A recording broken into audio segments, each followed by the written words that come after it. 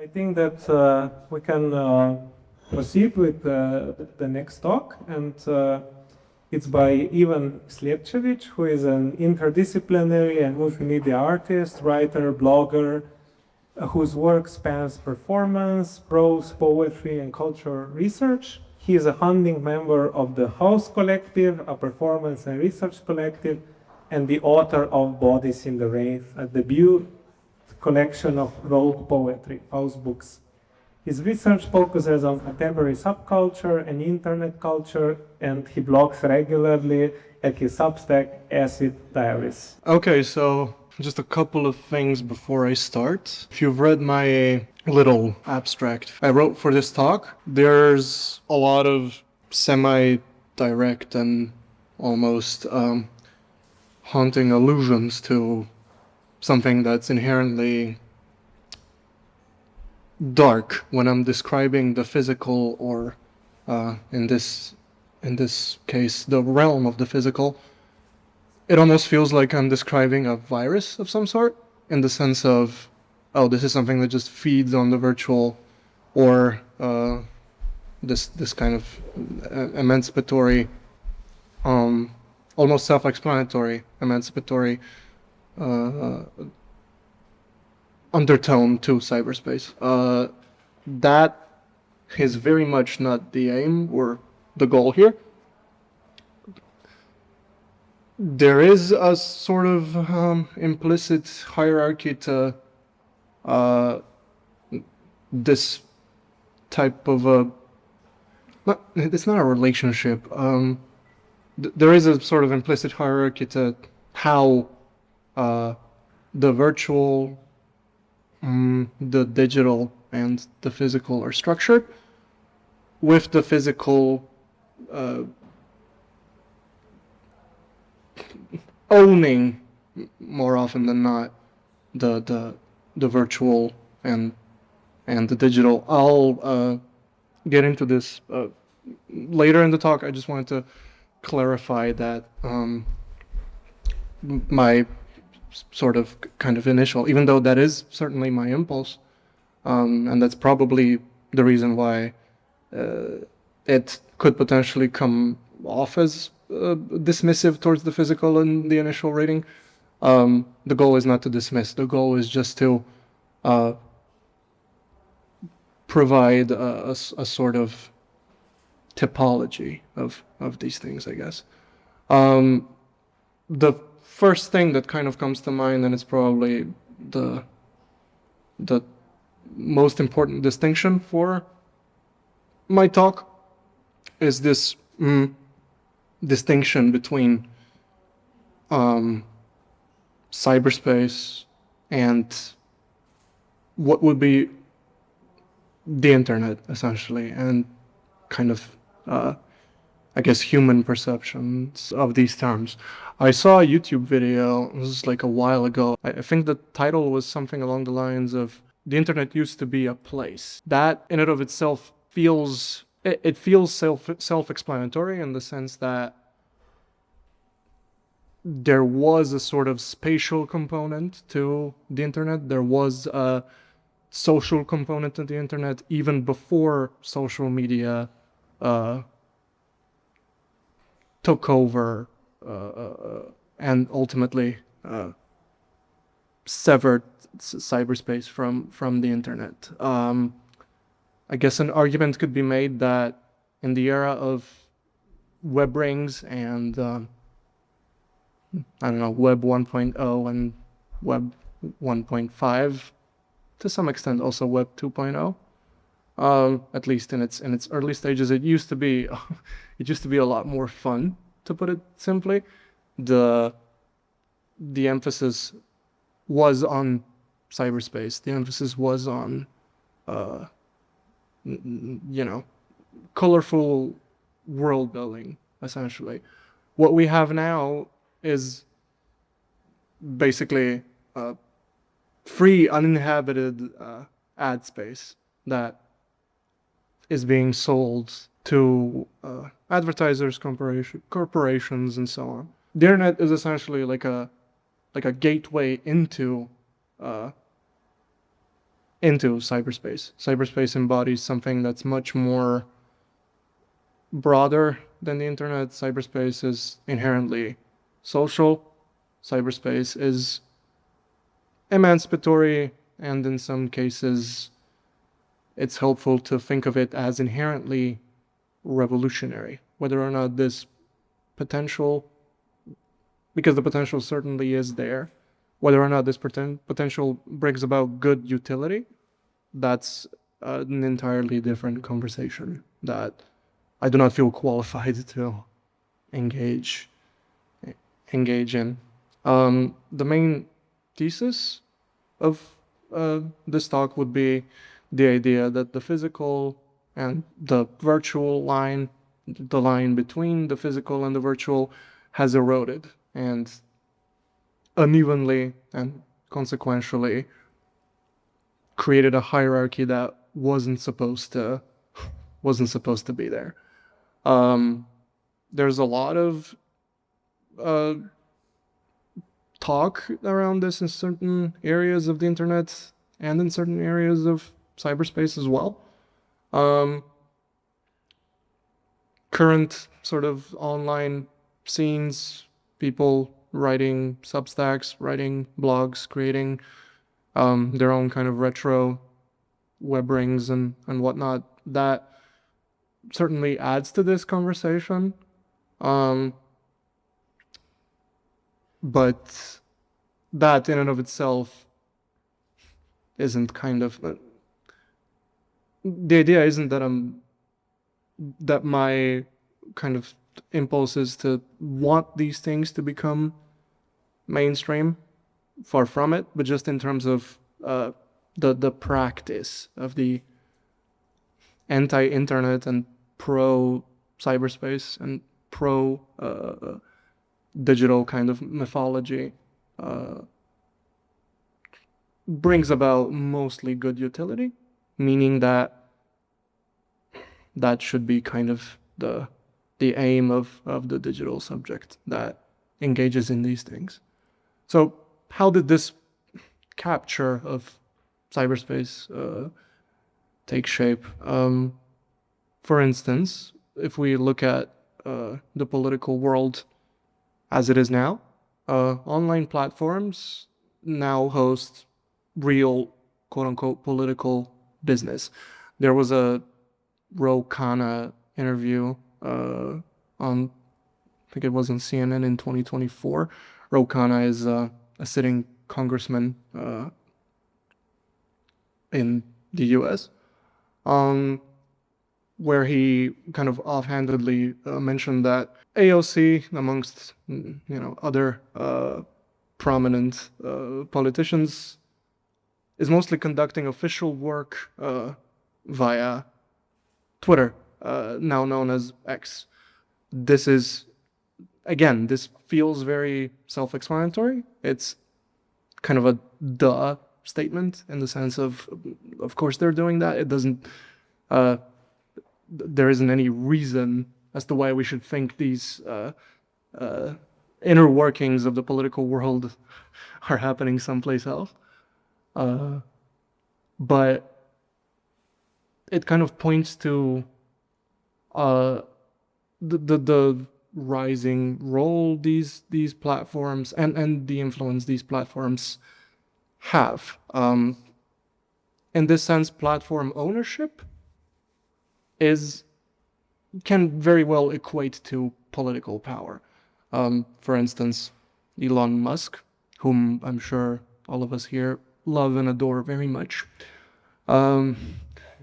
the owner of X, formerly known as Twitter, is a key figure in the information arms race, quote unquote, the AI arms race, and so on. By owning these platforms, I think this is a quote I've initially, I think I heard it from Zizek, of all people.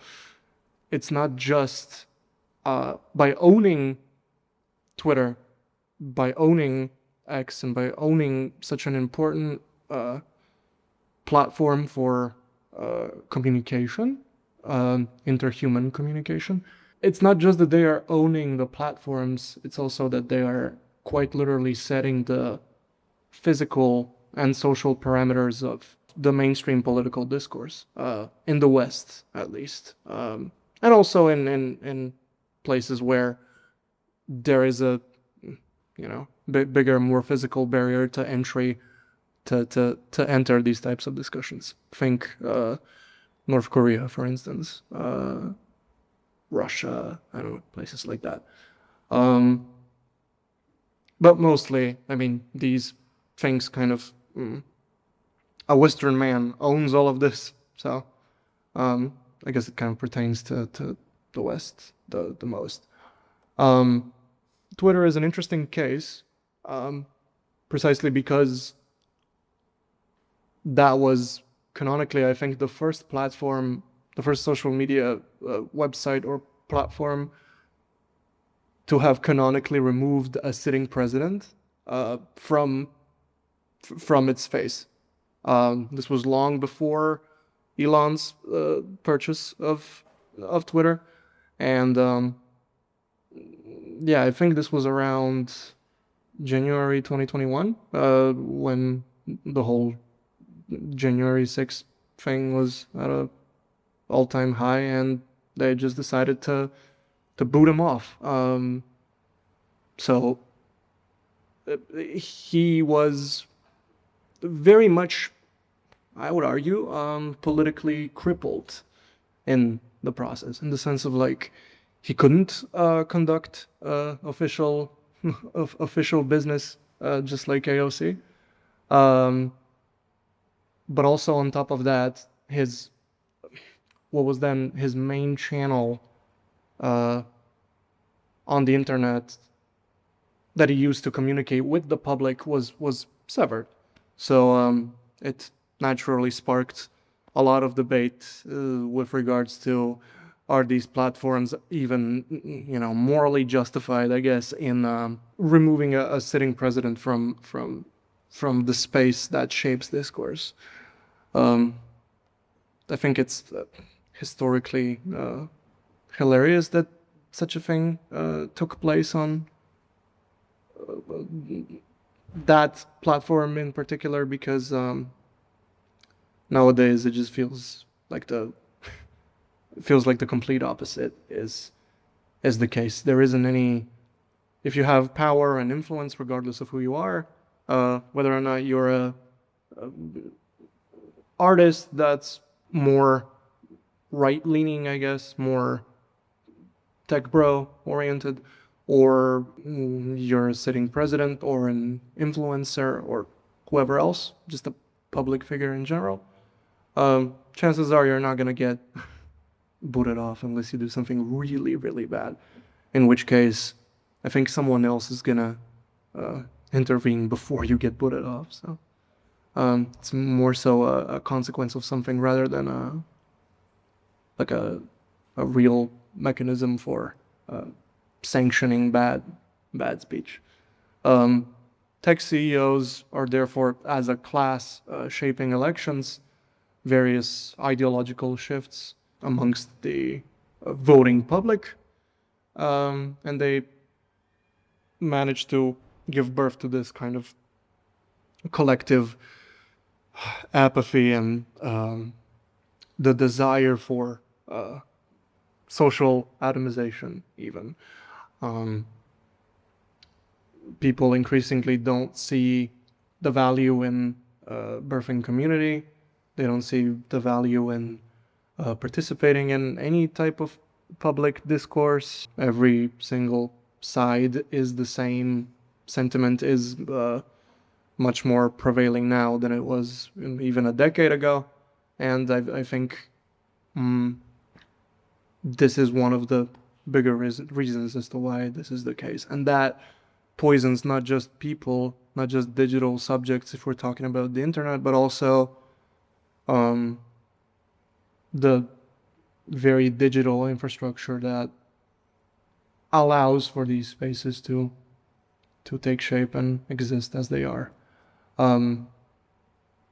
There were cases where certain platforms and their CEOs wanted to resist, and they were mostly bought out, morphed into something else entirely, meaning that they lost their initial social emancipatory edge, or they just ended up getting shut down entirely.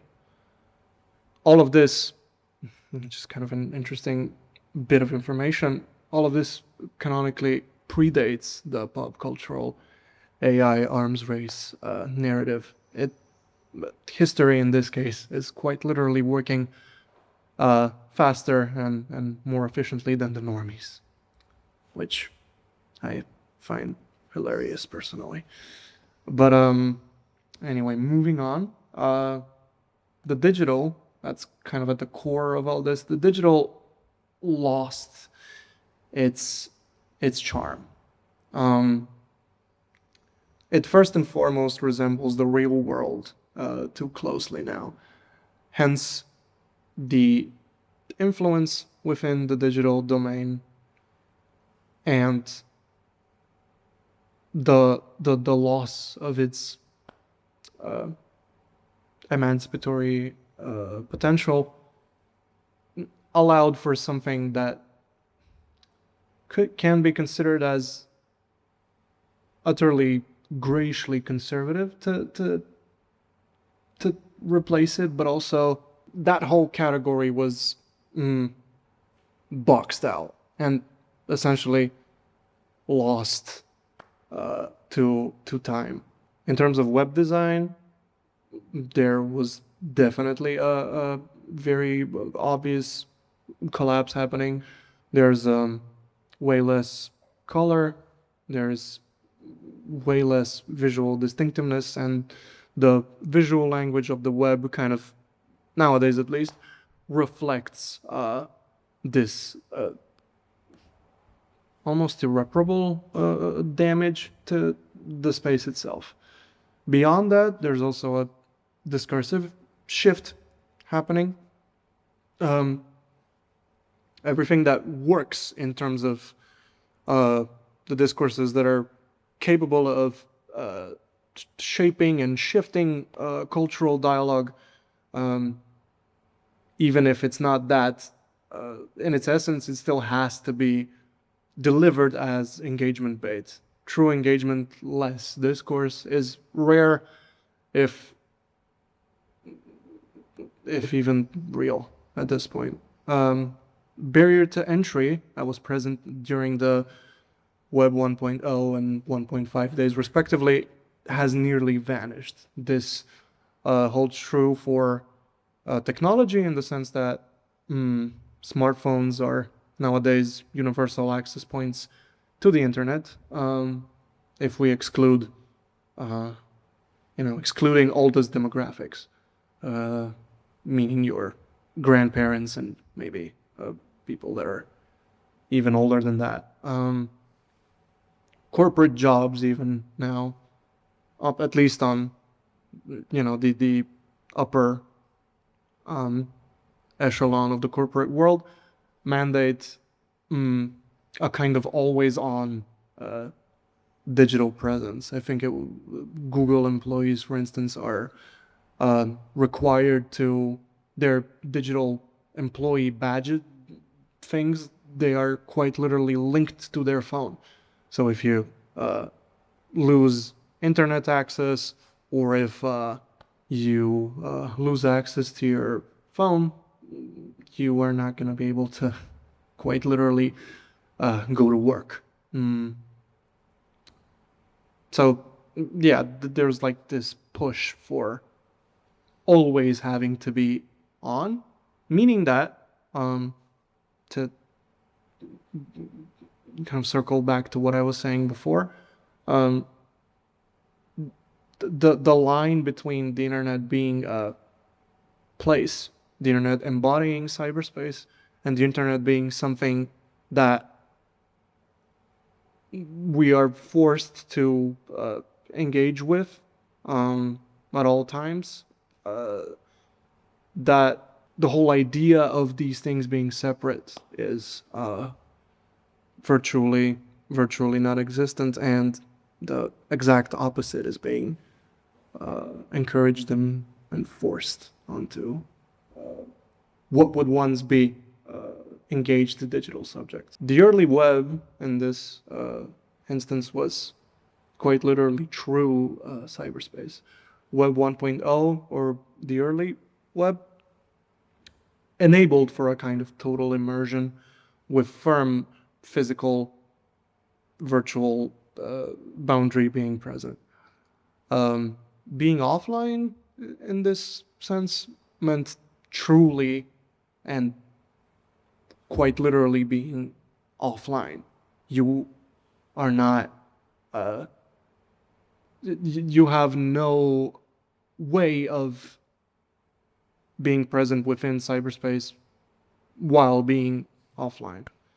Web 1.5 to Web 2.0, that would be the early blogosphere era, for instance.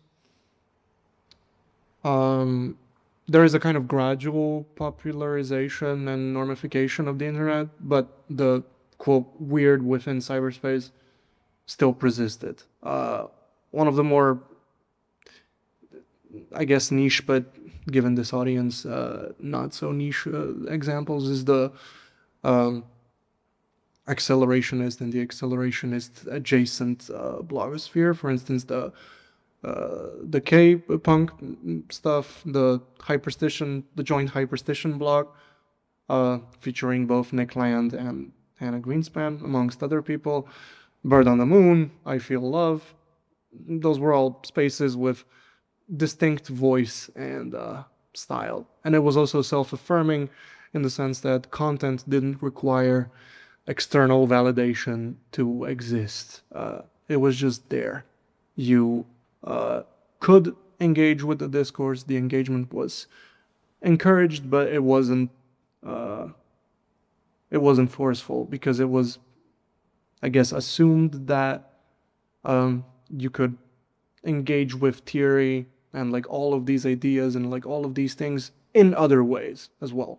There was an offline alternative to online discourses as well, which in turn meant that the more literate, the more politically engaged, the more culturally diverse crowd was left to its own devices within cyberspace. And I think that the absence of the normie crowd allowed for a firm type of discursive apparatus to emerge there. Web 1.5 was therefore, quote, embodied accelerationism. It housed accelerationist thought outside of academia at a time when it wasn't all that welcome, even though, I guess, was it ever really welcome within academia is the question. And maybe, just maybe, that's also a good thing, but that's an entirely different discussion. Good for accelerationists, obviously. Very bad for trad academia. It, in this sense, looked and behaved like the future. There was a kind of universal literacy level present, social novelty, and a general openness towards the new. Cyberspace in this case isn't something that requires the presence of digital subjects necessarily, but what allows it to evolve is the constant reaffirming of this very vague line between offline organics within the physical, and then ultimately becoming digital subjects that are engaged within the virtual. Nowadays, the situation is very much different because one has to be on the lookout for cyberspace in order to separate it from the internet, or just, you know, the mainstream, so to speak. What this does is it, just like in the Web 1.5 days, it allows things like bare bones blogging, web rings, and anything that is indexable outside of the main couple web search engines. It allows these things to flourish in a way that's like much more underground, not just in terms of accessibility, but also in terms of how this is produced, right? If you want to do bare bones blogging nowadays and not opt for something as easy as and as straightforward as Substack, for instance, your knowledge of HTML has to be at least existent, right? There is a bigger, again, barrier to entry, and that kind of allows for this non-gatekeepy but still separate discourse to take shape. That's where people don't really discuss tweets, but as digital subjects, they discuss ideas, to put it in a very, very cringe way. I apologize. There's a lot of restoration attempts and sort of things that allow for this kind of reclaiming of a cyber future, I guess. One of the more interesting attempts is the so-called indie web movement, where digital subjects are reclaiming autonomy for online spaces themselves. Neo cities and other such HTML revival platforms come to mind here. This, I think it's very interesting. We're not talking about reclaiming autonomy just for online subjects. We are quite literally talking about reclaiming autonomy for spaces. These things exist on the outer edges of the internet, and they form the core of cyberspace. And the job of the digital subjects, or the role of the digital subject, isn't just to keep this intact, but also to dress accordingly and help it mutate further, I guess. One other cool thing that I found is the Bearblog platform. It's essentially a bare bones alternative to the more mainstream options, such as the Google Blogger thing or Substack. If you don't, there's like a free tier and a paid tier. If you don't buy the paid tier, your blog isn't accessible in any other way besides someone actually clicking on the link of your blog. And there's also a couple of other less relevant distinctions, but that all can be circumvented with continuous engagement with different web rings. These websites, these blogs, are very much text and image only. You're gonna have to at least know HTML basics if you want to format these posts correctly, and if you want to make them look like blog posts, then it is strongly encouraged that you pick up on HTML. But what this allows for is not the bare separation of discourse. It's quite literally a different type of discourse that is happening. I think that's the core of, that's at the core of all of this. Mainstream video platforms are maybe a good example here, like what you see on a platform like YouTube, the quality and the content of what people are discussing isn't necessarily just predicated on your own personal algorithmic choices, I guess, and what the algorithm feeds you. It can sometimes depend on the size of the channel, in the sense of smaller channels before, getting the financial incentive to kind of shift gears towards more palatable things. Just by the virtue of them being smaller in size, they can engage in things that the palatable mainstream would very much consider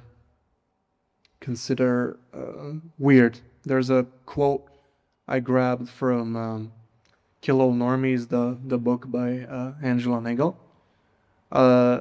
She, and then this passage here, she talks about the relationship between the artsy Tumblr crowd that at one point during the 2016 days went down very much like an alt-right type of pipeline, and then it caused them to vote for Donald Trump, for instance. And even if they couldn't vote, they were very much engaged with that side of the internet. But anyway, the quote goes, "Through this period, we can also see the death of what remained of a mass culture sensibility, in which there was still a mainstream media arena and a mainstream sense of culture and the public.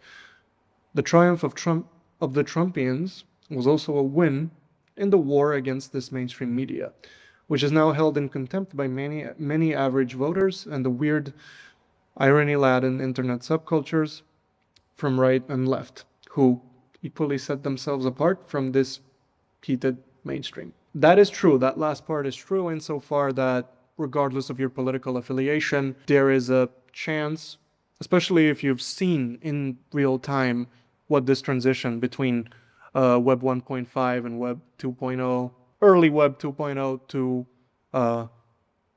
current day Web 2.0, if you've seen these transitions play out while being on internet yourself, you're probably going to develop some sort of disdain towards just the way in which information is being disseminated and reproduced. Therefore, to put it bluntly, you're going to probably feel some sort of contempt towards the very space of the digital. But on its face, it doesn't have anything to do with the digital. It has everything to do with what I was talking about in the beginning of this talk, which is this very apparent notion that the internet, or what we think of the internet today, mostly is just free ad space. I was talking to a friend a while ago, and they said something to the effect of Reddit queer discourse cannot compare to early attempts of queer digital emancipation. That's not just because of older is better, even though I guess even we are hitting a age right now where maybe it's much easier to kind of fall and trip over these little pitfalls. But it's also quite literally just about how digital subjects engage with the internet and online discourse as such. A lot of this seems very boring, seems very non-artistic. There's also this idea that the quote-unquote creative online class, which would be the people who, your content creators, your YouTubers, your Substack people, the broader creative class kind of killed the artist and the artist class, which points to this idea of experiments not really being welcome online anymore. in at least not in any kind of sizable number. There is a kind of myopicness that runs through these mainstream discourses, and that's the feeling I get even after making the switch from Twitter to Substack, for instance. Substack is marginally better in terms of what it offers its users to engage with. There's a lot more space for substantive disagreement and substantive discussions, but it still lacks the desire for self-emancipation. It's still very much just just Substack discourse. It doesn't want to even explore other. It doesn't want to branch out and not even explore, other online avenues in that way. There's a fun little YouTube channel that I came across a couple of weeks ago called Osaka Syndrome. This is a very strange and fun person to engage with, mostly because I just saw them. What kind of drew me in was their usage of CRT TVs and retro gaming gear, which was like it's your average, terminally online vlog type of channel, but everything from their setup to the technology they use to edit and make and upload these videos, the technology they're showcasing in passing in these videos, they evoke this notion of, hey, let's, and this is, I guess, very Fisherian in this way, let's try and find an alternative to this never-ending hellscape of substance-less discussions and ads. Web3, at least conceptually, is a cautionary counterexample to this, as far as I can tell. It's very much corporate-driven, and it offers a sort of false promise of utopia that doesn't really do much to, and again, as far as I can tell, it doesn't really want to extend this utopia to the digital subjects. It only is focused on bettering the platforms and not the space. If fully actualized, not to sound like a doomer, but most likely there would be no digital future left to engage with, let alone save. To kind of recap, cyberspace and the physical are obviously entangled, but the relationship is very much uneven. The early web offered a model of healthy immersion and a type of novelty that was unique to the language of the digital. To restore this is possible, but I guess the aim would be to try and resist corporate capture. If we look at it from the perspective of theory, places like Substack, for instance, allow you to leave or effectively just exit the boring kind of stuck in the past ways of academia. But sadly, it feels like exiting Substack should also be on that priorities list. Obviously, the question that we're begging here is, can the virtual reclaim this sort of autonomy for the physical? Just to kind of finish off, there's another quote from Kill All Normies that I think it's a neat quote to kind of illustrate all of this, and also how some sort of reflection on this can also be incredibly misguided on its own, right? Quote, just a few years ago, the left cyber utopians claimed that, quote, the disgust had become a network, end quote, and that establishment old media could no longer control politics, that the new public sphere was going to be based on leaderless user-generated social media. This network has indeed arrived, but it has helped to take the right, not the left, to power. Those on the left who fetishize the spontaneous, leaderless, internet-centric network, declaring all other forms of doing politics old hat, failed to realize that the leaderless form actually told us little about the philosophical, moral, or conceptual content of the movements involved. Into the vacuum of, quote, leaderlessness, almost anything could appear. The through line is factual, the through line is true, the red line connecting all of these thoughts seems to hold, but we're working within organic parameters still, in the sense of, digital burnout is very real. Cyberspace burnout doesn't really exist, precisely because cyberspace isn't really fully conceptualized, let alone explored to the utmost degree. So we can't really talk about that. But people can get burnt out from the internet. And if that happens to the left, of course the right is going to take advantage of that. And them coming into power is quite literally just a cyclical thing of, who owns the means of production within the digital at this point in time. When this changes, of course, the carrot keeps moving, sometimes leftward, sometimes not. Nothing really novel about that.